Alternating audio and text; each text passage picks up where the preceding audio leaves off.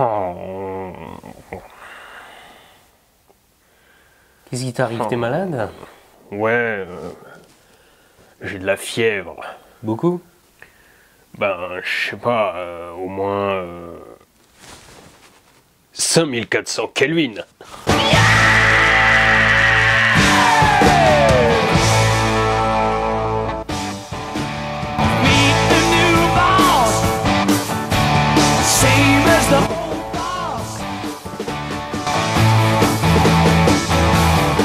Et au fait, t'as vu ma Rolex?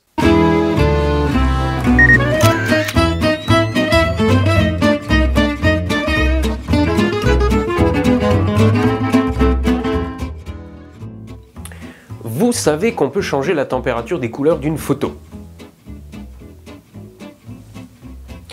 Bon, en tout cas, maintenant vous le savez. C'est un réglage que vous trouvez aussi bien dans l'appareil que dans vos logiciels de développement ou de retouche et qui, associé au réglage de la teinte, permet de corriger les défauts de colorimétrie d'une photo trop jaune ou trop bleue. Son usage est simple. Si la photo est trop bleue, rajoutez du jaune et inversement, si la photo est trop jaune, rajoutez du bleu. Quoi? C'est tout? Il est pourri ce tutoriel. Le sujet de la vidéo d'aujourd'hui n'est pas là. C'est vrai que ça pique. Hein. On va parler de l'échelle qui est associée à cette température, l'échelle des Kelvin, et de la sensation visuelle procurée par une couleur. Vous avez sûrement remarqué qu'avec cette échelle, plus la température est élevée, plus les couleurs sont froides. Bon, en tout cas maintenant vous le savez. C'est une contradiction à laquelle j'avais envie de m'attaquer aujourd'hui pour vous expliquer qu'en fait, il n'y a pas de contradiction. C'est juste une erreur d'interprétation parce que l'on confond un terme artistique et un terme scientifique. C'est donc un problème thermique.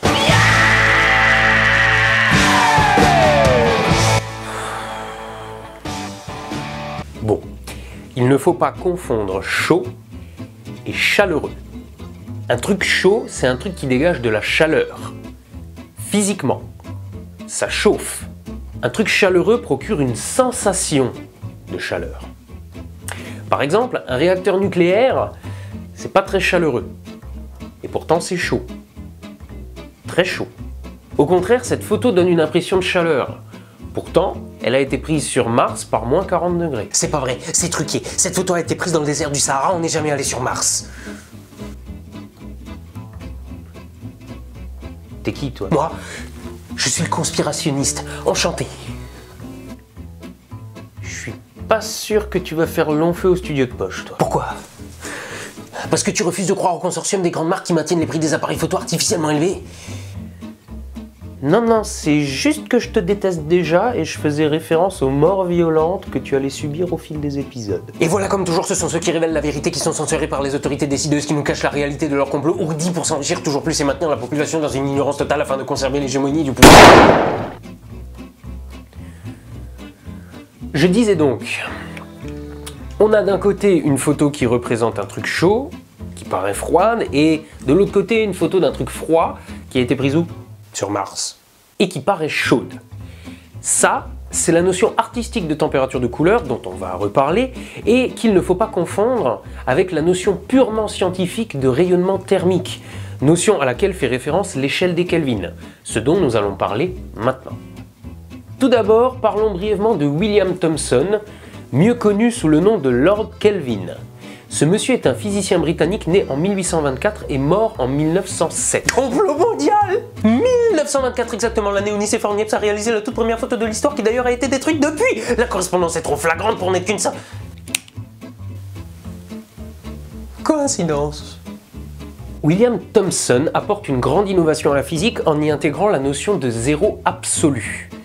Là où des échelles de température comme celle de Celsius et Fahrenheit se réfèrent pour leurs zéros respectivement au point de fusion de l'eau et de l'alcool, l'échelle de Kelvin se base sur la température la plus basse qu'il est possible d'atteindre, moins 273,15 degrés Celsius. Cette température correspond à 0 degré Kelvin. Il n'existe pas de température négative sur cette échelle. La température d'un corps est une question d'agitation moléculaire.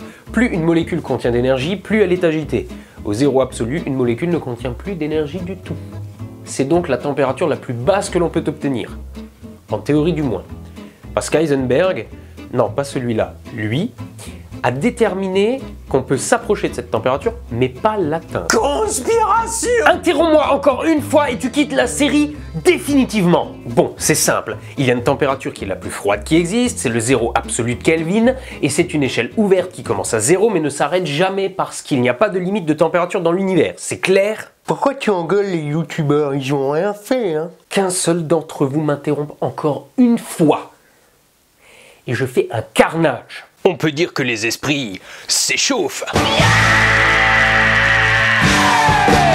Je présente au nom du studio de poche mes excuses à tous les youtubeurs qui suivent la chaîne et qui ont potentiellement été blessés par la réaction d'Arnaud, c'est-à-dire Boris Verrière, pardon, Will Lesdema, pardon, Sébastien Sarlier, pardon, Jean-Christophe Coudre, pardon, Michael Sabri, pardon, David Bourcalter, désolé, Jérémy Gertz, excuse-moi, Fabien Joyot, pardon, Thierry Zimmer, pardon, et surtout, Steve Giblin, Steve, au nom du studio de poste, je m'excuse. Dis-moi, tu fais quoi là?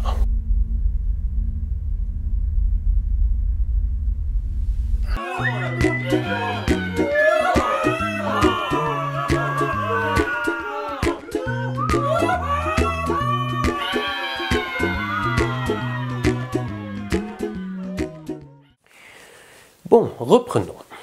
L'échelle de Kelvin est l'échelle de température préférée des scientifiques car elle pose des limites claires avec le zéro absolu. C'est donc l'échelle qu'on utilise pour déterminer la température d'un matériau en fonction de la lumière qu'il émet. Quand un objet est chaud, il va commencer à émettre des rayonnements. D'abord infrarouge, que vous ne pouvez pas voir mais que vous pouvez ressentir sans le toucher. Avec l'augmentation de la température, la fréquence de ce rayonnement va augmenter pour finalement arriver jusqu'à la lumière visible. Or, la lumière à la fréquence la plus basse qu'il est possible de voir, celle par laquelle le spectre commence, c'est 720 nanomètres, c'est-à-dire le rouge. C'est pourquoi la première lumière émise par un objet que l'on chauffe, c'est le rouge. Cette lueur commence à apparaître aux alentours de 700 degrés Celsius, c'est-à-dire environ 1000 degrés Kelvin. La température de l'objet augmentant, on va progressivement passer du rouge au jaune, qui va s'éclaircir de plus en plus pour arriver au blanc. D'où l'expression « chauffer à blanc ». Cette couleur va être obtenue avec des températures très élevées, de l'ordre de 7000 degrés Celsius.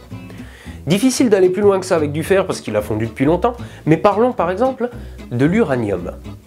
En 1986, suite à un bricolage qui s'apparente à du tuning de mobilette, le réacteur numéro 4 de la centrale de Tchernobyl s'emballe et fond.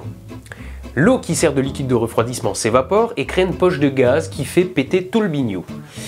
Si je vous dis ça, c'est parce que les témoins présents disent qu'au milieu de l'incendie provoqué par la catastrophe, le réacteur numéro 4, complètement emballé et atteignant des températures infernales, s'est mis à émettre une lueur bleue. Vous pouvez constater l'effet de l'augmentation de température et ses conséquences sur la couleur des matériaux de vos propres yeux, chez les maréchaux ferrants, les souffleurs de verre ou dans n'importe quelle fonderie. Mais comme il est déconseillé de regarder de l'uranium incandescent de trop près, vous pouvez toujours voir la lueur de température extrêmement élevée avec des jumelles, en regardant le ciel. Par exemple, dans la constellation d'Orion, qui est facilement reconnaissable, on constate qu'une étoile est légèrement différente des autres. Celle-là, c'est Bételgeuse, une géante rouge. C'est une étoile en fin de vie, sa température est plus basse que celle des autres étoiles, elle est donc rouge. A l'opposé, dans l'amas des Pléiades, une petite tache lumineuse que vous pouvez aussi voir à l'œil nu, se trouve Alcyone, une géante bleue à la température extrêmement élevée. L'échelle de Kelvin que l'on utilise en photo est donc une échelle de température de lumière. Plus la température est haute, plus la fréquence du rayonnement est élevée et plus il tire vers le bleu. Donc cette lampe-là est plus chaude que celle-là, physiquement. Mais attention, ceci n'est vrai que pour les lampes à incandescence, c'est-à-dire qui ont un filament qui chauffe et qui se met à briller. Les tubes communément appelés néons fonctionnent par fluorescence. Ils contiennent de l'argon qui émet une lumière ultraviolette quand il est ionisé. Ce sont les fameuses lampes noires. L'intérieur de ces tubes est alors recouvert d'une poudre blanche fluorescente qui se met donc à briller de la même manière qu'un t-shirt blanc en boîte de nuit, donnant l'éclairage très neutre que l'on connaît, sans avoir besoin d'atteindre des températures très élevées. Mais tu viens de dire le contraire. T'es encore vivant, toi? Bah, Je suis un personnage de fiction. Ah oui, c'est vrai. Bon, comme t'as posé une question pertinente, je t'épargne. Tu es cruel. Et toi, tu es un pervers. Donc, effectivement, cette lampe-là est plus chaude que celle-là, mais celle-là est plus froide. Parce que la méthode d'émission de la lumière n'est pas la même. L'échelle de Kelvin n'est vraie que pour les matériaux incandescents, c'est-à-dire qui émettent de la lumière à cause de leur forte température. La fluorescence, c'est un autre phénomène. Oui, bon, alors, à quoi elle sert cette échelle? Eh ben, pour nous photographes, à pas grand-chose. C'est une échelle de valeur qui permet avant tout d'avoir des repères fixes, pour savoir où on en est dans notre balance des blancs. Ces valeurs étant basées sur un élément physique, elles sont donc universelles et ne changent pas d'un appareil à l'autre ou entre différents logiciels de développement. Les seuls qui en ont un peu l'usage, ce sont les photographes de studio. En connaissant exactement la température des lampes qui leur servent d'éclairage, ils peuvent régler finement leur balance des blancs pour avoir des couleurs fidèles. Par exemple, je sais que mes lampes fluo émettent une lumière à 5400 Kelvin. Donc en réglant ma balance des blancs manuellement sur 5400 Kelvin, j'obtiens des couleurs à peu près neutres. À peu près. Parce que la température des lampes change avec le temps ou selon l'environnement, et le moindre élément coloré sur lequel la lumière rebondit fausse la mesure. Pour être absolument dans le vrai, on peut alors utiliser un colorimètre. Mais là encore, celui-ci va nous donner une valeur arbitraire qui ne correspond en rien à une échelle de température. Si j'utilise un colorimètre devant une lampe équipée d'une gélatine bleue, il va me donner une valeur de température infernale du genre 15 ou 20 000 Kelvin. Et pourtant, je suis certain que mon ampoule n'est pas à cette température-là. L'échelle des Kelvin est donc, en photo du moins, une échelle totalement arbitraire qui sert juste à avoir des repères universels. Nous avons maintenant vu ce qu'est la température de couleur au sens physique du terme. Voyons maintenant ce qui nous intéresse réellement. La température de couleur ressentie. La température de couleur au sens artistique du terme. Donc, que les choses soient claires, maintenant que j'ai expliqué le pourquoi du comment de l'échelle des Kelvin, on ne va plus en parler en termes de température physique. Ceci ne nous concerne pas en photo. Ce dont on va parler maintenant relève de la plus parfaite subjectivité et n'a absolument rien d'universel. C'est un usage dans les arts occidentaux et encore, quand on tire vers les extrêmes, tout le monde n'est pas d'accord. Une teinte chaude, c'est une teinte qui évoque la chaleur. C'est un sentiment, une impression, mais en aucun cas une température. On ferait d'ailleurs mieux de l'appeler une teinte chaleureuse, pour éviter la confusion. Une teinte chaude, c'est une teinte qui tire vers l'orange, comme le rouge ou le jaune. Une teinte froide, c'est une teinte qui tire vers le bleu, comme le violet ou le pourpre. Mais attention, comme je vous le disais, ce n'est pas universel. Par exemple, selon les sensibilités de chacun, le vert sera une teinte chaude ou une teinte froide. De même pour le noir et le blanc. La chaleur ou la froideur d'une teinte dépend avant tout de la composition dans laquelle elle se trouve. Par exemple, du blanc, ça peut être froid ou chaud. Il n'est là question que de sensation, d'impression. Donc excite les valeurs en Kelvin. En art, le maître mot, c'est la subjectivité. Donc il n'y a pas de réponse absolue quand on demande si une teinte est chaude ou froide. Au Moyen-Âge, par exemple, le bleu était considéré comme une couleur chaude, ou plutôt, devrais-je dire, une teinte chaleureuse. Depuis tout à l'heure, je parle de température de couleur parce que c'est un terme bien pratique pour définir cette notion, mais c'est ce terme même qui prête à confusion. En général, en art, on parle de couleur chaude ou de couleur froide, mais pas vraiment de température. Il n'est pas question d'agitation moléculaire, mais bien de ressenti psychologique. C'est pourquoi cette association d'une couleur et d'une température se trouble lorsqu'on compare deux couleurs dont l'une est plus claire ou plus vive que l'autre. En comparant un bleu vif et brillant et un rouge terne, certains associeront la chaleur avec le bleu. Donc, pas la peine de s'écharper dans un débat sur des couleurs précises. La température d'une couleur ressentie est une impression, un sentiment, et comme toute impression ou sentiment, elle est vague et imprécise. Cependant, de nos jours, à peu près tout le monde s'accorde à dire que le bleu c'est froid et le rouge c'est chaud. C'est même une convention quand on travaille avec une caméra thermique. Le bleu c'est les éléments dont la température est basse et le rouge les éléments dont la température est élevée. Voilà, maintenant qu'on a vu la théorie, parlons pratique. Quand vous composez une image, la température de vos couleurs va avoir un impact sur le ressenti de votre photo. Bien évidemment, une balance des blancs froide, donc avec des valeurs en Kelvin élevées, donnera une impression de froideur, et à l'inverse, une balance chaude, avec une valeur en Kelvin faible, donnera une impression de chaleur. Mais ce n'est pas tout. Placés sur un fond froid, les objets de couleur chaude se détachent mieux. Mais l'inverse n'est pas vrai. Les couleurs chaudes sont appelées des couleurs saillantes, là où les couleurs froides sont appelées couleurs fuyantes. Dans une composition, l'utilisation de tons froids donne une sensation de distance, tandis que les tons chauds apportent de la proximité. Un arrière-plan en ton froid, par exemple, paraîtra d'autant plus lointain. Dans un intérieur, les couleurs chaudes créent une sensation d'intimité. Les couleurs froides donnent, elles, une sensation d'ampleur et de calme. De même, les couleurs chaudes sont stimulantes, elles éveillent l'attention. C'est pour ça que les gilets que vous avez dans la bagnole sont jaunes et pas bleus. Mais bien entendu, tout cela relève du ressenti. Et vous pouvez très bien dire que « je suis trop pas d'accord ». Parce qu'encore une fois, l'art, c'est subjectif. Merci d'avoir regardé cette vidéo jusque-là, j'espère que ça vous a plu. Si c'est le cas, n'hésitez pas à vous abonner, voire même à partager cette vidéo avec vos amis photographes, surtout si vous vous étripez avec eux sur la question de la température des couleurs.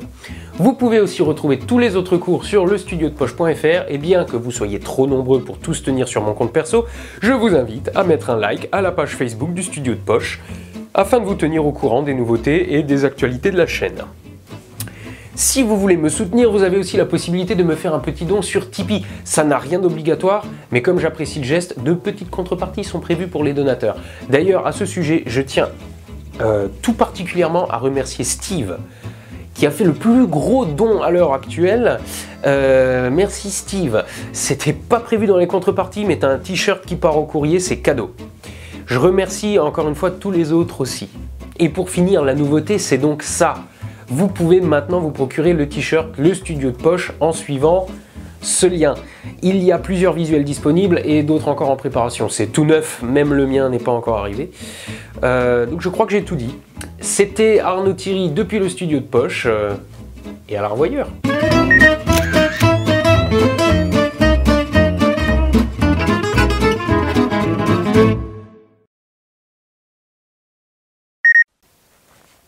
Conspiration!